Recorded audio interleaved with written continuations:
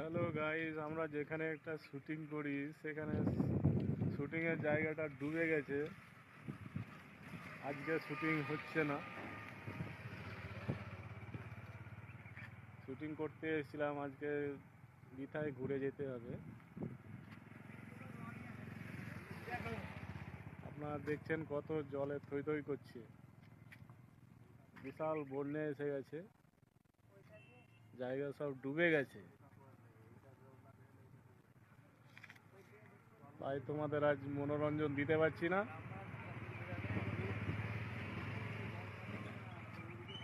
দেখছো কত জল।